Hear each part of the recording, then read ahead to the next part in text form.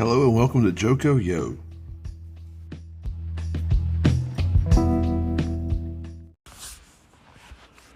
Josiah Martin, Governor Josiah Martin, by most accounts, does not seem to have been a bad guy. I mean, complicated, sure, cringy, okay, but history, especially American and North Carolina history, has put him forth as a villain, and I'm not so sure he completely deserves it. I mean, not completely, anyway.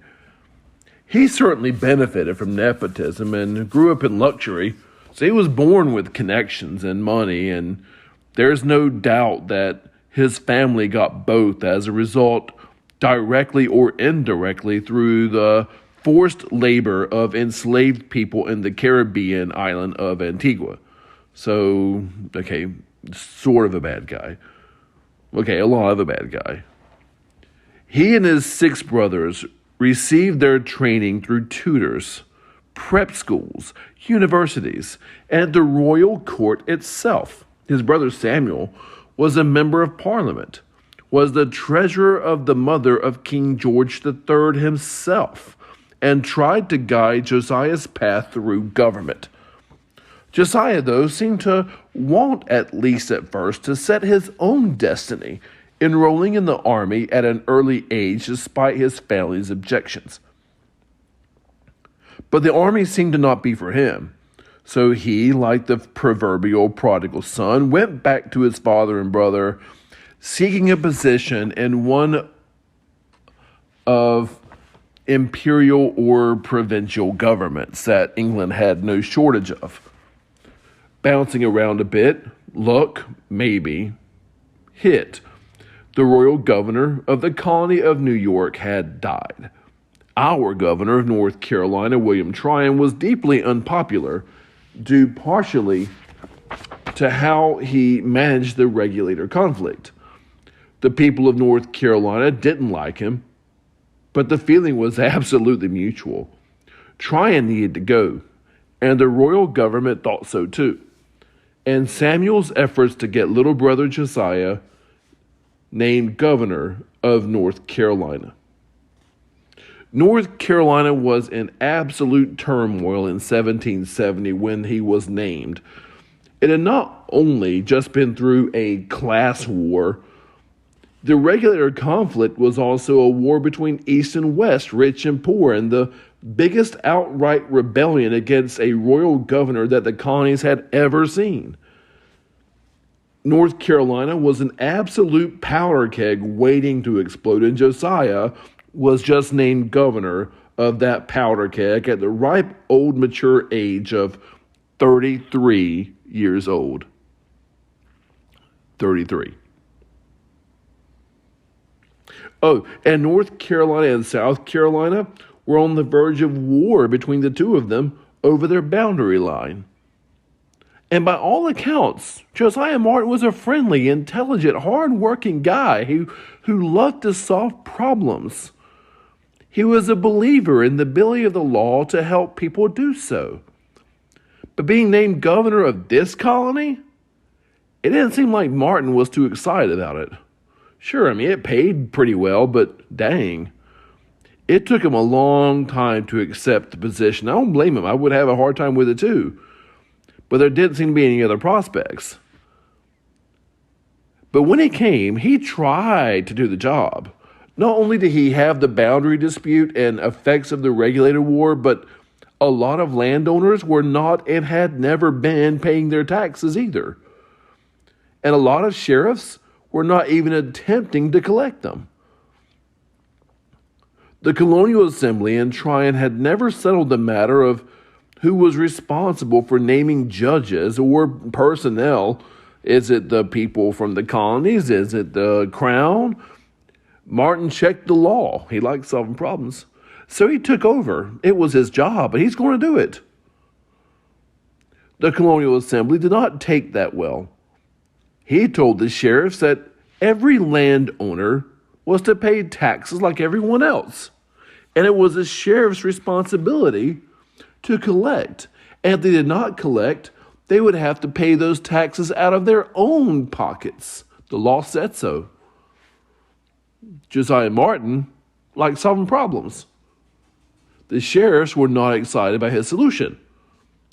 Martin wanted Englishmen that owned North Carolina property without living here to pay their taxes. But those English lords played politics and dodged them again, while Mr. Martin is governor, and Martin was told not to collect by the crown itself. The court issue of who named judges could not be resolved, so judges stopped being seated, leaving North Carolina without an effectual judicial system. And when the trouble began in Massachusetts, and there was a call for a meeting for representatives from all the colonies, and the Colonial Assembly requested that Martin call for the Assembly to convene to select and send those representatives, was denied, well, sheriffs didn't know if they were to collect taxes or not. Judges were now without a judicial system. It looked like the British government had effectually abandoned the colony. I mean, there was no government happening. And Josiah Martin had been placed in this position. And when the people of the colony asked to convene to, actually govern, Martin denied them, saying it was a dangerous assembly, and our own John Hinton agreed with him. One of the issues was money, of course. Britain was still trying to recover economic losses from 15 years before. And if you want to ask how does the world's largest and most powerful economy take 15 years to recover from a war, ask yourself how long it took us to recover from Vietnam. And in the economic crisis, those that had the power to do so insulated themselves as much as possible from losing money and power, even if it was at the expense of other people. Again, look at us if you want to ask how that can happen. So it wasn't completely that Britain was being hostile. Can't be hostile if you're not even present. Unless you are present in Massachusetts and are appearing to be hostile to its residents, as the British military seemed to be. To add to North Carolina's issues, the regulator conflict left deep wounds which had not healed and probably could not be healed, especially in battleground areas like frontier-looking and newly created Wake County. Governor Martin was 33 years old. To abuse the line from Vanilla Ice, there was certainly a problem, and no, he couldn't solve it. Who could? And for a man who acted as sheriff, was a judge, and was a leader in the battleground of Wake County, John Hinton and his family was affected more than nearly any other person in North Carolina, which is mainly why he was so ready and willing to participate. These guys requesting an assembly were actually offering something resembling a government.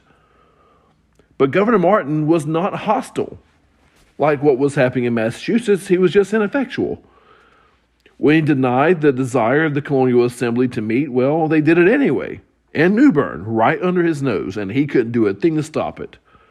At first, they were going to meet up the Neuse River at Smithfield, partially because they were at first afraid that Martin would send troops against them, and partially to send a message. It was at Smithfield that Martin's predecessor, Tryon, began his march to put down the regulators, where the regulator war in some ways began.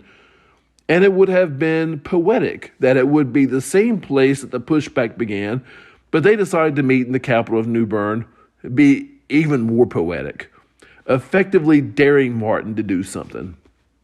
Instead of facing them, he fled. A man not matched for the situation or the time. John Hinton did not attend that meeting, but he did attend the second, one when he learned of not just the actions of the First Provincial Congress, but the inaction of Governor Martin. John Hinton met in New Bern for the Second Provincial Council beginning in 3rd of April, 1775, with the purpose of establishing what he saw as a long-needed government, and he felt able and singularly equipped to provide it. He was experienced and motivated. This assembly boycotted British goods. Just after the meeting ended, news reached North Carolina that Massachusetts militiamen shot at British troops at Lexington and Concord. And since North Carolina delegates had cast their lots with Massachusetts assemblymen, it was now on. And these assemblymen had recently found out that Martin had been, like Tryon before him, trying to organize another army to put down and attack the council. This army was made up of descendants of Scottish Highlanders who, sure, they hated the British, but they were also from western North Carolina, who had been cheated and double-crossed by Easterners for years and who made it the new provincial council. This loyalist army, Martin hoped, would be big enough to push this rebellion down, but when they assembled up the Cape Fear at the town of Cross Creek in February of 1775, there were only 1,500 people. They marched to put them down anyway and tried to grow their army of loyalists. Martin had moved his headquarters from New Bern to Fort Johnston in modern-day Southport on the Cape Fear, surrounded by loyalists, and on the 24th of April, he and the British Empire's popularity was so damaged that people set fire to Fort Johnston and he evacuated his family. He was now 38 years old. Again, the only visible colonial government was being formed by these representatives, and at this point, all they had really done was pick people to send to Philadelphia and to boycott British goods. Any government that was visible was being done by county leaders, such as John Hinton. There was no real outside organization, no real outside help. There were county committees of safety, but that was about it, and they knew it. Several committees of safety drafted resolves stating their position on the relationship between the colonists and the crown. The one drafted by the Mecklenburg County Committee of Safety went so far as to say that, quote, all laws derived from the authority of the king or parliament are annulled and vacated, and only the government of the Continental Congress is the true government in any of the colonies, end quote. Those are now called the Mecklenburg Resolves, and some like to claim that this was the first Declaration of Independence, but that's inaccurate, even though it is worthy of being one of two dates on the North Carolina flag. Governor Martin got a copy, as did the Continental Congress meeting in Philadelphia. Martin sent a copy to England to tell the Crown that the colonists were setting up a system of rules and regulations subversive of His Majesty's government, and requested a supply of arms and ammunition, presumably to bring order to the colony. 2 months later in July, North Carolina colonists found out that Martin was instigating a plan to arm enslaved people, again presumably in hopes that they would rebel against the rebels. In retaliation, those rebels, colonists, attacked the fort. For slave owners like John Ash,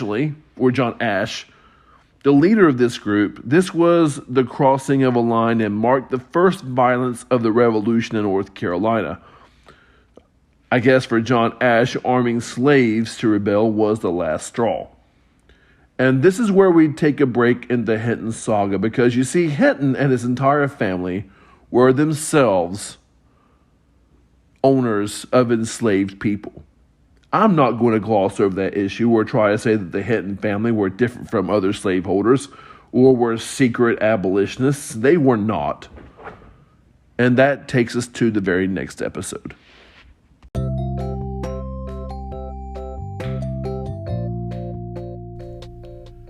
And thanks for listening. Until next time, y'all be good.